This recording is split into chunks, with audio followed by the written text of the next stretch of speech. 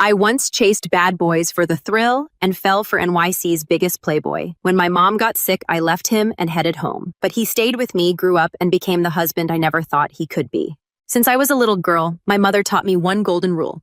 Date the bad boys for the thrill, but marry a boring man for the stability. I lived by that creed. I found the ultimate bad boy in New York City, Caleb Sterling. He was a notorious playboy, the kind who could look you dead in the eye and say, "Out of all of them, I love you the most." Like it was a vow instead of a punchline. And me, I was the queen of mixed signals, a master manipulator in a silk dress. My motto was, "I can't sleep because I'm not sleeping with you." Everyone thought we were the perfect toxic match. But a month ago, my mom was diagnosed with early-stage lung cancer. Standing in those sterile hospital corridors watching life turn fragile in real time, I suddenly craved stability like oxygen. So I decided to dump Caleb. Except walking away from a game you're winning isn't as easy as it looks. Caleb hates answering his phone, but finding him is never hard. He has a reserved VIP booth at Sapphire, a high-end lounge in Manhattan. Out of 365 days a year, he's there for 360 of them. He's tall, devastatingly handsome, and impossible to miss in a crowd. Right now, he's just lost a round of cards and is doing a body shot with a girl from the next table. The girl sees me approaching and throws me a sickly sweet smile. "Hey, you don't mind, do you? We're just playing a game." "Of course not." I beam, dripping with fake enthusiasm. "You're so adorable. Why don't you move into our penthouse? We have plenty of room." Her smile falters. She rolls her eyes. I turn my gaze to Caleb, and my eyes instantly well up with practiced tears. "Caleb, does she hate me? Maybe I should just leave." I sniff dramatically. "But it's pouring outside and I didn't bring an umbrella. Maybe this nice guy can walk me out." I point to a frat boy sitting nearby, chiseled jaw biceps bulging out of his polo shirt. Caleb's eyes darken. He scans the frat boy from head to toe with a predatory glare. The poor guy looks terrified and waves hands frantically. "Well, don't drag me into this!" Someone at the table laughs. "Everyone knows Caleb is obsessed with you, Chloe." Hearing that Caleb's mood lifts instantly. He downs his drink, shoves the girl aside, and stands up to pull me into his arms. "I'm out, boys. The wifey is jealous. I need to take her home and smooth things over." He tosses his card to the dealer. "Tabs on me tonight. Hail King Caleb and Queen Chloe." Someone shouts. The crowd cheers. In the car, he keeps glancing at me like he's watching for the punchline. "Are you actually mad? You know I was just messing around." He smirks. "Out of all of them, I love you the most." He says that line once a month like a subscription service I forgot to cancel. If I weren't so shallow and addicted to his face, we would have been over years ago. He looks at me with those puppy dog eyes that could melt a glacier, leaning close to my ear. "Babe, what perfume is that, vanilla?" He inhales like he's starving. "You smell delicious." Then softer, almost smug, "I want you."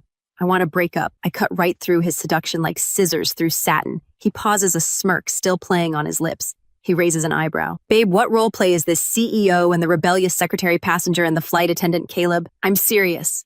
My face goes stone cold. His smile vanishes. He leans back, flicking his Zippo open and close like some spoiled airboard with his own power. "Fine. Chloe, give me a reason that makes sense." "There are too many women." He scoffs. "Has one ever shown up at our door? Have you ever caught me in bed with one?" He tilts his head. "Chloe, I need evidence." I think back on the last 3 years. Technically, I don't have hard proof, so I try another angle. "I want to get married. They say playboys are allergic to marriage." I expected him to panic. Instead, he shrugs like I just asked what we should order for dinner. "Pick a date. We'll go to City Hall." To him, marriage is just paper. The vow to have and to hold means nothing when you don't intend to hold on to anything. I sigh. "My mom wants me to find someone reliable." He grins like the devil. "Then I'll go ask your mom exactly which part of me isn't reliable." "My mom just got out of surgery." I snap. "I can't let you stress her out." No, I backpedal, swallowing the panic. "I was just kidding." He pulls me back, kissing my cheek with lazy satisfaction. "I knew it. You're just bored, babe." That night, his phone buzzes on the nightstand. I peek at the screen. Serena, his white moonlight, the one who got away. Rumor has it I was just a rebound after Serena moved to Europe. "Caleb," I say evenly, "your phone." He walks out of the bathroom with a towel slung low around his waist, water droplets tracing a path down his abs like they have somewhere to be. He's not just handsome, he's sculpted. That's how I got stuck in this trap for 3 years. I swallow hard and bury my face in the duvet, straining my ears like a spy in my own bed. "Hello," he says. A pause. "Tonight, okay? I'm coming to get you." He hangs up and kisses my forehead like I'm a petty trained. "Babe, something came up. Be a good girl and go to sleep." It's after 1 a.m. A man taking a call from his ex and leaving in the middle of the night. This is it, my chance to catch him red-handed. As soon as his Porsche leaves the garage, I'm in my car following him. He drives to a hotel downtown. I wait a full hour before I go up, heart pounding so hard I can taste it, and knock on the room door. It opens. A girl in a white slip dress, hair and a loose braid, looking like someone forgot to put a halo on. Serena. And me in contrast probably look like the Wicked Witch with an iPhone. I hold my phone up, camera recording, and shove it toward her face. Serena. Chloe, are you insane? She whispers, eyes widening. Caleb walks out of the bathroom. He's fully dressed in the same clothes he left in. Not a single wrinkle, not a single guilty flinch. I frown. This doesn't add up. Caleb usually takes his time with anything he enjoys. When he sees the camera, his expression snaps into something sharp. Chloe, delete that video. Now. He reaches for my phone. I clutch it to my chest, shaking my head. You said I needed evidence to break up with you. This isn't evidence of anything, he says, voice tight. It's the middle of the night. You didn't come here just to watch her use the bathroom? Then why are you here? Serena's eyes fell. Soft, delicate tears. Perfect, silent, cinematic. I almost laugh. Right. Sure, cry. Let's see who wins. But the truth hits me like a cold slap. I'm the girlfriend. I should be the one crying. She tugs on Caleb's sleeve. Caleb, I'm so sorry I caused trouble for you. I grip his other sleeve, widening my eyes. Caleb, yell at me if you want. I just need to know, between her and me, who do you love more? His jaw clenches. He shakes Serena off and grabs my waist, whispering furiously in my ear. Babe, stop the drama. Delete the video. Be good. He's panicked. Not because I'm here, because she is here and I'm messing with the image he wants protected. I force out a few tears. So you choose her. I take a shaky breath. Okay. Then I play my final card, the one that always worked on him because it makes him feel like he's winning. I'm sorry I'm so clingy. Don't worry. I won't be anymore. His hand tightens around my wrist.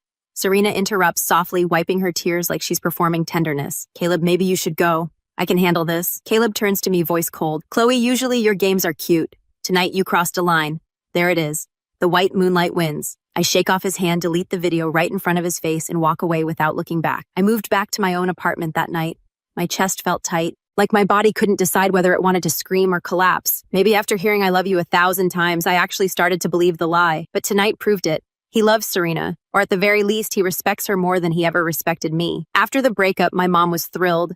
She dragged me to a high-end matchmaking agency the very next day. Miss Davis, the matchmaker, chirped, "We have the silver, the gold package. Give my daughter the platinum and elite package my mom cut in." "Mom," I hissed, "you need that money for treatment." She waved me off like I was being dramatic. "At my age, I've seen enough. Your future is more important than my lungs." So we took the most expensive one. The matchmaker beamed and handed me a stack of profiles. "These are the cream of the crop, Miss Davis." I flipped through them. They were all tragically average. My brain was still stuck on Caleb's stupidly perfect face. "Miss Davis, the matchmaker said your phone is ringing." I looked down. "Caleb," I answered. "Hello?" His voice was sharp. "Did you or did you not delete that video?" He sounded furious, and it felt good. Technically, I deleted it last night, but this morning I felt petty.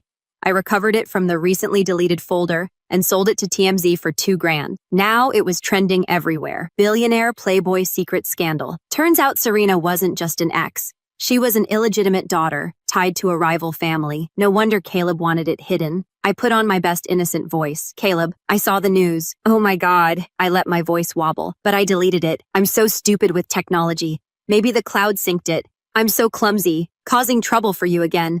Caleb laughed on the other end. A cold, dry sound. He completely ignored the fact that we broke up. "Where are you? I'm coming to get you." "Caleb, we broke up," I said, jaw tight. "And I'm busy." I didn't agree to a breakup. Of course he didn't. Typical. He wants the angel and the devil at the same time, and he thinks the world owes him both. "What are you busy with?" he demanded. I looked down at the stack of profiles and in pure spite pointed blindly at one. "Him," I said like I was placing a bet.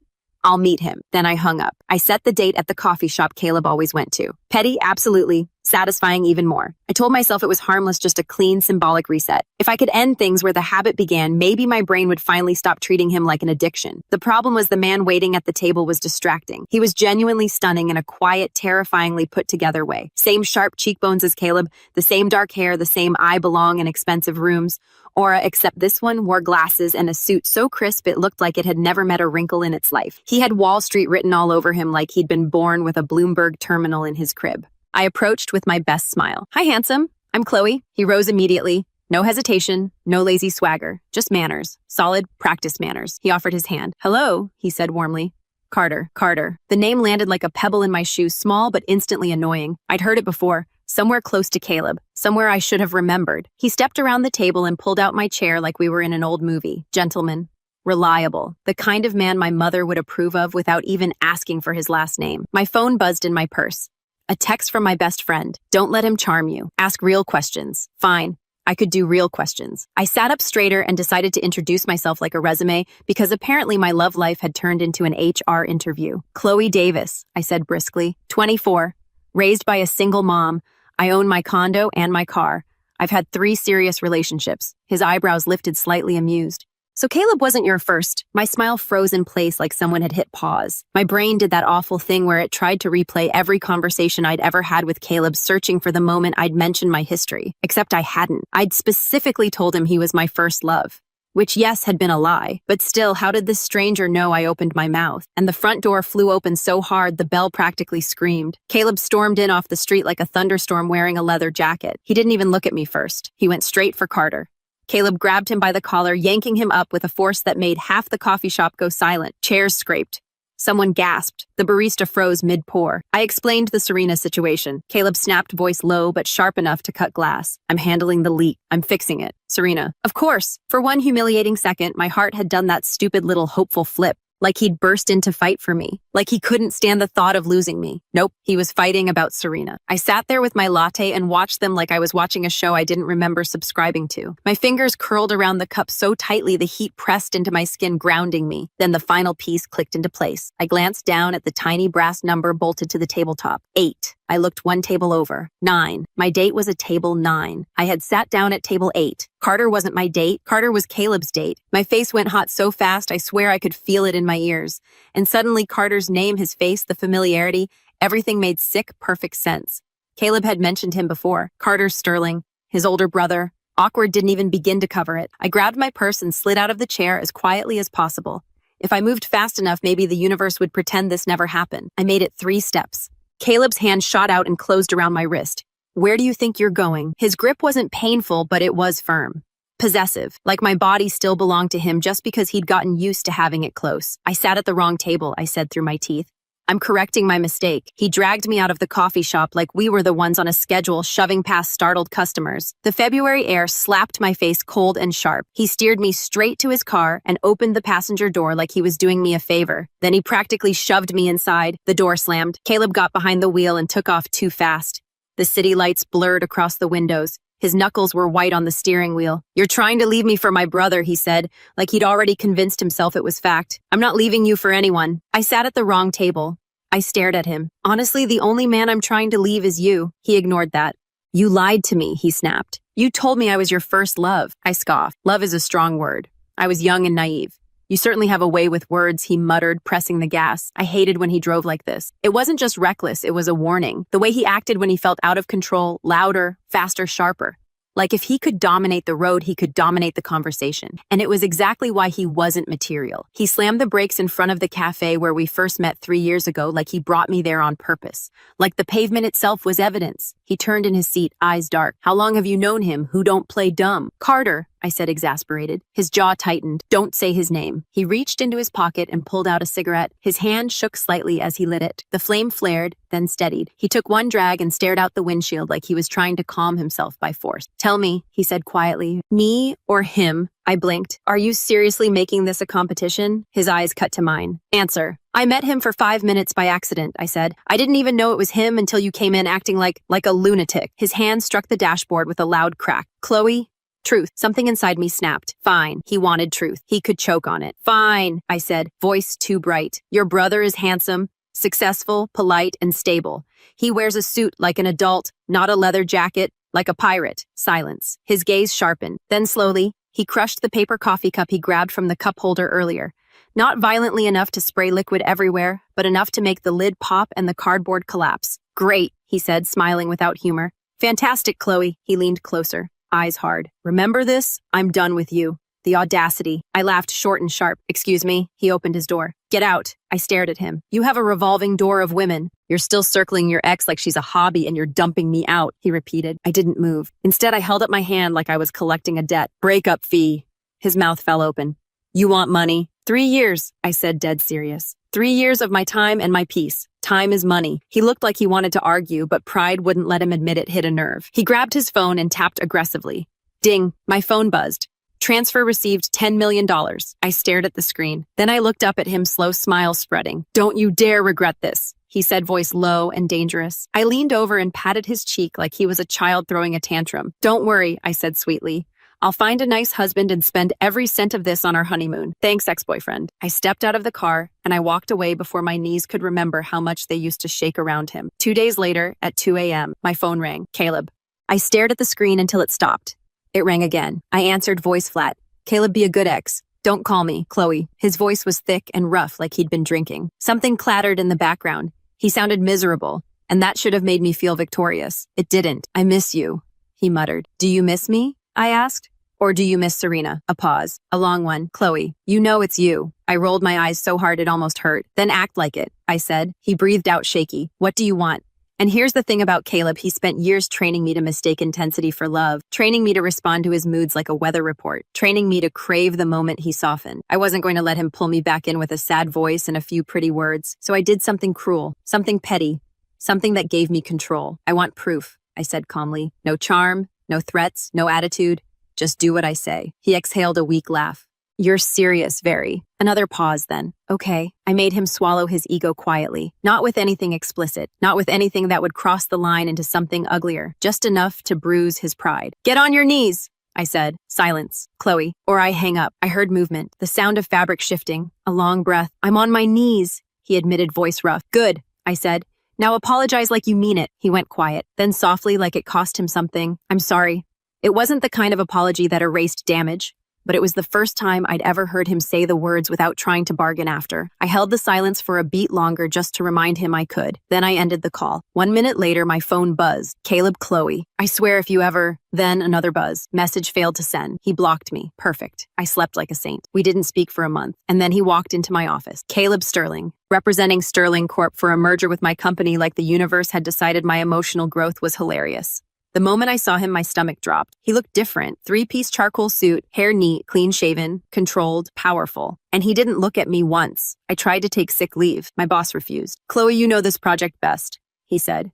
Stay in the room. So I sat in the corner like a ghost at my own funeral while Caleb discussed numbers and timelines like he hadn't once shattered my peace at 2 o'clock in the morning. After the meeting, my boss waved me over. Chloe, Mr. Sterling loved your proposal. He's taking the team to dinner. You're coming. I can't. You can, my boss said, already steering me toward the elevator like he was herding a runaway cat. At the restaurant, I was seated right next to Caleb. Of course I was. He was polite. Too polite. He asked if I wanted sparkling or still. He shifted plates so I had more space. He even put food onto my plate like we were a married couple pretending nothing had happened. My coworkers stared like they were watching a scandal hatch in real time. When my boss tried to pressure me into a tequila shot, Caleb covered the glass with his hand. She can't, he said smoothly. She reacts badly to alcohol. I'll take it for her. My team went silent. Rumors practically grew legs and sprinted out of the restaurant. By the end of the night, Caleb leaned in, his breath warm against my ear. I drank for you, he murmured. The least you can do is drive me home. I pulled back, eyes narrowed. Where's your driver? I didn't bring one. Of course he didn't. He planned this. I clutched my purse, forcing my voice steady. Fine. His penthouse overlooked Central Park like the city belonged to him. I helped him inside because he was swaying just enough to look convincing. He leaned heavy against the doorway, murmuring like he was half asleep. I miss your soup, he said, voice soft. Don't, I warned. Just tonight. He tried. Just stay. I dragged him to the sofa and dropped him onto the leather cushion. Caleb, I said sharply, you dumped me. Remember? He grunted, then reached for my wrist. Not hard, not rough, just familiar. I missed you, he said, quieter more than I wanted to. My chest tightened, traitorous. The scent of sandalwood and expensive whiskey did something unfair to my brain, like my body didn't care what my pride had decided. Don't touch me, I said, pulling away. If you pull something manipulative, I'm gone. His eyes lifted. For a second, he looked almost honest. I'm not playing, he murmured. Not tonight. And the terrifying part was, I believed him. I stayed. Not because he deserved it, he didn't. Because withdrawal is real. Because he knew exactly how to soften, exactly how to look at me like I was the only thing in the room. He was gentler than usual, uncharacteristically sweet, whispering like he could talk his way back into my life. And I fell asleep before I could regret it. The next morning, sunlight hit my face. I reached for my phone on the nightstand. It wasn't there. A cold wave rolled through my stomach. I searched the couch, the bathroom counter, the kitchen island upstairs. Nothing. Finally, I found it downstairs on the dining table right beside Caleb. He was sitting there with a mug of coffee, calm as a man reading headlines, scrolling on his iPad, like he hadn't spent the last 12 hours dismantling my self-control. I snatched the phone and unlocked it. The folder I'd saved my insurance, my leverage was gone. Even the recently deleted folder was empty. My blood went ice cold. He'd staged the whole I'm vulnerable act to get access to my phone and erase the one thing that made him nervous. You, my voice cracked with rage, you absolute piece of trash. Caleb looked up, expression maddeningly composed. Good morning to you too. I hate you. I spat. I stormed toward the door. He caught my arm. Breakfast first? He said like he was joking. Don't touch me, I snapped, yanking away. You manipulator, you liar, you... He flinched, and for a split second his eyes looked genuinely hurt. Chloe, he said quietly, the feelings were real. If you want stability, if you want marriage, I go to hell, I said, and I slammed the door so hard the penthouse seemed to shake. He kept coming to the office. I avoided him like he was contagious. One evening I got into the elevator with 2 female colleagues. They were gossiping, not even trying to keep it quiet. I heard Chloe has a date with a programmer tonight. Yeah, the other said. A reliable guy, not like her ex. The elevator doors opened. Caleb walked in. The air froze. He pressed the button for the lobby, eyes forward, jaw tight. Going on a date? He asked, voice even. My colleague gave a nervous giggle. Yes, Mr. Sterling. Chloe is moving on. Caleb turned slightly, just enough to look at me from the corner of his eye. You like handsome, successful, liked, and stable, he said. I can be all of those. Why can't it be me? Because we're over, I hissed. His mouth tightened. Then he said almost casually, like he was offering a business deal. If this is about what I deleted, I'll make it up to you.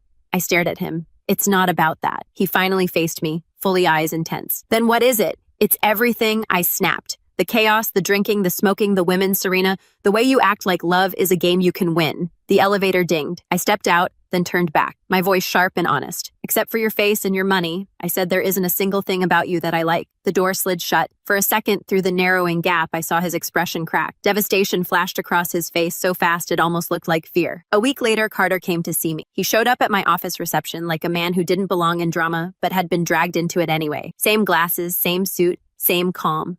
Miss Davis, he said, voice measured. I need 10 minutes. I'm busy. It's about the real Caleb. That made me pause. I sat down, arms crossed. Carter adjusted his glasses, then spoke like he was filing a report. Caleb acts out, he said, because he's been trying to carry things he doesn't know how to carry. I scoffed. That's a generous way to describe him. I'm not asking you to forgive him, Carter said.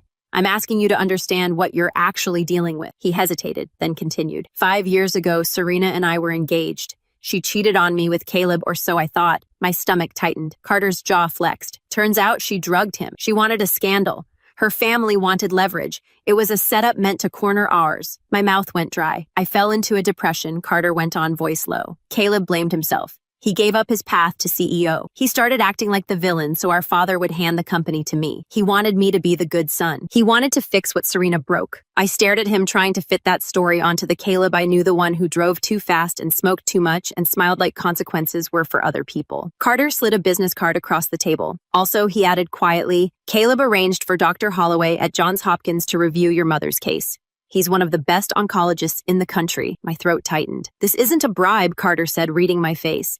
It's a gift whether you take Caleb back or not. I couldn't speak for a second. My mom's diagnosis had been the thing that finally made me want stability, the thing that had snapped me awake. And Caleb somehow had touched that part of my life without telling me, without asking for credit. I hated that it moved me. I hated that it made him feel complicated. I found him at the Sapphire. His friends were whispering near the bar. Look at him. He's a wreck without her. Caleb sat alone, staring at a glass of water. No alcohol. No girls. No performance. When he saw me, he jerked like he'd been caught doing something vulnerable. He tried to tuck an unlit cigarette behind his back like a teenager hiding contraband. Can we talk? I asked. He nodded too quickly. Yes, anywhere. We ended up back at our coffee shop, the same place where everything had started, where the air always smelled like espresso and bad decision. Why didn't you tell me? I asked. About Serena? About Carter? Caleb stared down at his cup. It's not exactly a proud family moment, he said quietly. And that night I pressed. The hotel, the mess, Serena. She came back to blackmail Carter again, he admitted. I went to stop her. I didn't want you dragged into it.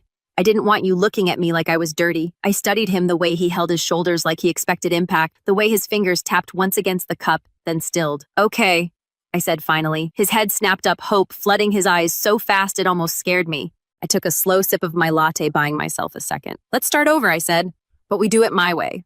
No games, no lies, no performances. I want the real Caleb. I extended my hand. Hi, I said. I'm Chloe. Caleb stared at my hand like it was the most precious thing in the world. Then he took it carefully like he was afraid I'd change my mind. Hi, he said, voice softer than I'd ever heard it. I'm Caleb. The real Caleb was terrifyingly competent. He stopped acting like chaos was his brand and started acting like a man with a life he actually wanted. He ran the company with an iron grip. He came home at 6 o'clock sharp.